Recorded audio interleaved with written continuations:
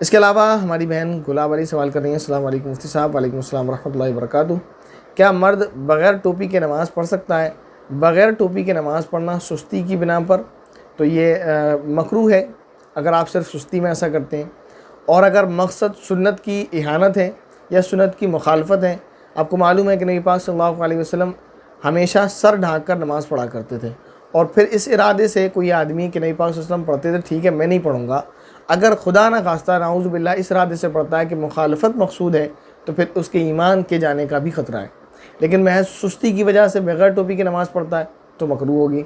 लेकिन अगर कभी भूले भाले से रह जाए तो इजाज़त है, गुंजाइश है और मजबूरी है क्योंकि उसकी, लेकिन सुन्नत यही है कि सर ढाँक कर नमाज़ पढ़ना चाहिए। इसके बाद हमारे भाई हुसैन एस सवाल कर रहे हैं, अस्सलाम वालेकुम। वालेकुम अस्सलाम रहमतुल्लाहि व बरकातुहू। क्या खाना खाने के बाद सूरह कुरैश 3 बार पढ़ने की कोई हदीस है?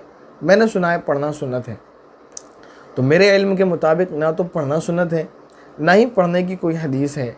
मैं इंशाल्लाह तहकीक जारी रखूँगा, अगर मिल जाएगा तो आपको बता दूँगा। लेकिन अब तक मेरी नज़र से नहीं गुज़रा, ना मैंने कहीं किसी किताब में पढ़ा, ना किसी आलिम से सुना है। इसके बाद हमारी बहन शबाना बानो सवाल कर रही हैं, अस्सलाम वालेकुम मुफ्ती साहब। वालेकुम अस्सलाम रहमतुल्लाहि व बरकातुहू। मेरे सवाल हैं, नंबर 1, क्या कुरान की कसम खाना कैसा है? देखें, आपके उर्दू के जुमले में थोड़ी सी मिस्टेक रहती है, कभी भी इस तरह के लफ्ज़ एक साथ दो नहीं आते एक जुमले में। जैसे आप यहाँ लिखते हैं क्या और कैसा, ये दो नहीं आना चाहिए। मैं आपको बता रहा हूँ सिर्फ उर्दू के एतबार से। या तो आप ये लिखें कुरान की कसम खाना कैसा है, सवाल पूरा हो गया। या फिर ये लिखें क्या कुरान की कसम खा सकते हैं। ये क्या और कैसा दोनों नहीं आना चाहिए, ये उर्दू अदब के ख़िलाफ़ है। उर्दू अदब, अदब से मुराद वो अदब नहीं, मतलब जैसे हिंदी में साहित्य बोलते हैं, इंग्लिश में लिटरेचर बोलते हैं, ऐसी उर्दू में उर्दू अदब जो है या तो उसके ख़िलाफ़ है, उर्दू की ग्रामर के ख़िलाफ़ है। तो इन्होंने कहा कुरान की कसम खाना, कुरान की कसम, अल्लाह की कसम के अलावा किसी की भी कसम नहीं खाना चाहिए। इसके बाद उनका दूसरा सवाल है, अल्लाह के रसूल सल्लल्लाहु अलैहि वसल्लम के वालिदैन के बारे में मैंने सुना है कि वो भी ईमान नहीं लाए थे और वो जन्नत में नहीं जा पाएंगे, क्या ये बात सच है?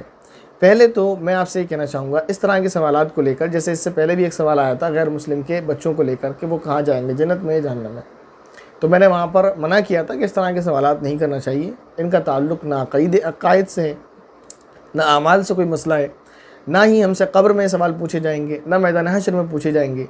अल्लाह के नबी सल्लल्लाहु अलैहि वसल्लम के वालिदैन कहाँ जाएंगे, ये इस तरह के सवालात बिल्कुल लग़्व हैं, इनमें नहीं पढ़ना चाहिए। वजह बता रहा हूँ, वजह ये है कि एक आदमी बहस कर रहा है अल्लाह के नबी के वालिदैन जन्नत में जाएंगे, दूसरा नाउज़ुबिल्लाह कह रहा है कि नहीं जाएंगे। तो खुदा ना करे इस तरह के कलिमात उसकी ज़ुबान से निकल जाएँ कि उसका ईमान भी चला जाए, तो क्या फ़ायदा। दूसरी बात यह है कि ये कहना कि वो ईमान नहीं लाए थे, ये तो अजीब बात है। नबी पाक सल्लल्लाहु अलैहि वसल्लम के वालिद का इंतकाल तो जब हो गया था जब नबी पाक सल्लल्लाहु अलैहि वसल्लम की पैदाइश भी नहीं हुई थी, और वालिदा का इंतकाल 6 साल की उम्र में हो गया था। और नबी पाक सल्लल्लाहु अलैहि वसल्लम ने जो है दीन की दावत और ऐलान नबुव्वत 40 साल की उम्र में किया है।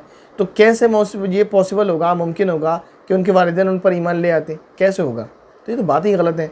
लिहाजा इस तरह की फ़ालतू बातों में ना पढ़ना चाहिए, या तो अक़ाइद से ताल्लुक़ से बातें सीखें, पढ़ें और जानें और उसमें इल्मी बहस करें, या फिर मसाइल के ताल्लुक़ से। इस तरह के सवालात बिल्कुल अपने जहन में नहीं लाना चाहिए। कोई कहे तो वो मना कर दें उससे, क्योंकि ये जमहूर उलमा का यही कहना भाई इस मामले में, इस तरह के तमाम मामलात में जो है खामोशी इख्तियार करना चाहिए, कहीं खुदा ना करे ज़ुबान से कुछ ऐसा निकल जाए कि ईमान चला जाए।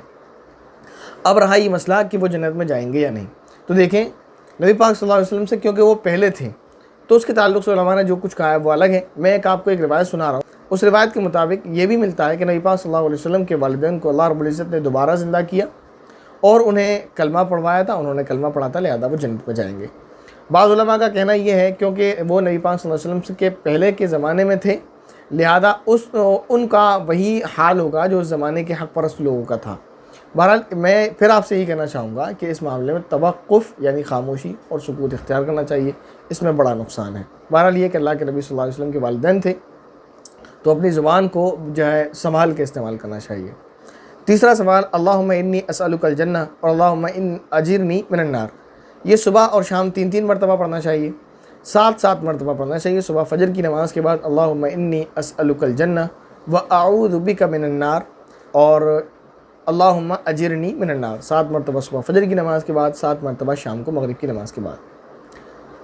नंबर 4, आप ऑनलाइन आलिमा का कोर्स ज़रूर शुरू करवाएं, कोशिश पूरी है, लेकिन दुआ करें अल्लाह रब्बुल इज़्ज़त असबाब मुहैया करा दे हमें, तो बहुत जल्दी ये काम हो जाएगा।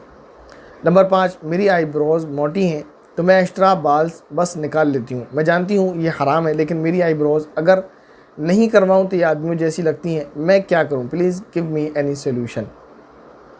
सॉल्यूशन तो तभी दिया जाए जब इसकी अच्छी खासी वजाहत सामने हो जाए। मेरे हिसाब से ये मुनासिब नहीं है आप ऐसा कर लें। दुआ की दरख्वास्त है, दुआ में याद रखिएगा। अल्लाह आपको दुनिया और आखिरत दोनों में कामयाबी अता फरमाए, आमीन। अल्लाह रब्बुल इज़्ज़त आपको भी बेहतरीन बदल अता फरमाए। इसके बाद हमारे भाई सलमान अली सवाल कर रहे हैं, मुफ्ती साहब अस्सलाम वालेकुम। वालेकुम अस्सलाम व रहमतुल्लाहि व बरकातुहू। ये इंग्लिश में लिखते हैं भाई हमारे, तो मैं इनसे कहना चाहूँगा आपको जो भी लैंग्वेज आती है, हिंदी टाइपिंग आसान है आपके लिए तो आप हिंदी में लिख दिया करें। आपको उर्दू आती है तो आप उर्दू में लिख दिया करें, क्योंकि आपकी इंग्लिश में बहुत जो है टाइपिंग में मिस्टेक होती है। मुफ्ती साहब जी, पानी की दुआ में बिस्मिल्लाहि ला हौ बिस्मिल्लाहि हौला वला बिस्मिल्लाहि वाला बरकतिल्लाह, क्या हम ये भी पढ़ सकते हैं? पढ़ लें, कुछ भी पढ़ लें आप, जायज़ है, कोई हर्ज नहीं है। सवाल नंबर 2, मुफ्ती साहब क्या सिर्फ पहली ही रकात में सना पढ़ी जाएगी और फिर सना के बाद आऊज़ु बिल्लाह बिस्मिल्लाह और इसके बाद सूरह फातिहा के बाद जब हम कोई सूरत मिलाते हैं तो इसके बाद आऊज़ु बिल्लाह बिस्मिल्लाह पढ़ी जाएगी? तो क्या मुफ्ती साहब दूसरी तीसरी रकात में भी आऊज़ु बिल्लाह बिस्मिल्लाह पढ़ी जाएगी? देखें, आप जब नमाज़ शुरू करेंगे तो कई क्लिप में ये बताया है कि पहले सना पढ़ेंगे और उसके बाद आऊज़ु बिल्लाह पढ़ेंगे, फिर बिस्मिल्लाह पढ़ेंगे। यहाँ आऊज़ु बिल्लाह पढ़ने के बाद कहीं फिर दोबारा पूरी नमाज में आऊज़ु बिल्लाह नहीं पढ़ी जाएगी। इसके बाद बिस्मिल्लाह पढ़कर सूरह फातिहा शुरू करेंगे, फिर बिस्मिल्लाह पढ़ेंगे, फिर सूरत मिलाएंगे। दूसरी रकात में जब आप खड़े होंगे तो पहले बिस्मिल्लाह पढ़ेंगे, फिर सूरह फातिहा पढ़ेंगे, फिर बिस्मिल्लाह पढ़ेंगे, फिर सूरत मिलाएंगे। तीसरी रकात में आप खड़े होंगे तो पहले बिस्मिल्लाह, फिर सूरह फातिहा, फिर जो है रुकू, अगर आप फ़र्ज़ पढ़ रहे हैं तो, और अगर सुन्नत या नफिल पढ़ रहे हैं तो फिर बिस्मिल्लाह, फिर सूरत। फिर चौथी रकात में आप फिर पहले बिस्मिल्लाह पढ़ेंगे, फिर सूरह फातिहा, फिर बिस्मिल्लाह, फिर सूरत पढ़ेंगे। इसके बाद हमारी एक बहन ने सवाल किया है, आपने जो ये दुआएं बताई हैं थोड़े पढ़ते हैं और भी सीखना चाहते हैं, हो सके तो क्लिप बनाइएगा प्लीज़। अस्सलाम वालेकुम भाई। वालेकुम अस्सलाम रहमतुल्लाहि व बरकातुहू। कोशिश करेंगे इंशाल्लाह जल्द ही बनाएंगे। इसके बाद हमारे भाई मोहम्मद सलीम का सवाल है, अस्सलाम वालेकुम रहमतुल्लाहि व बरकातुहू। वालेकुम अस्सलाम रहमतुल्लाहि व बरकातुहू।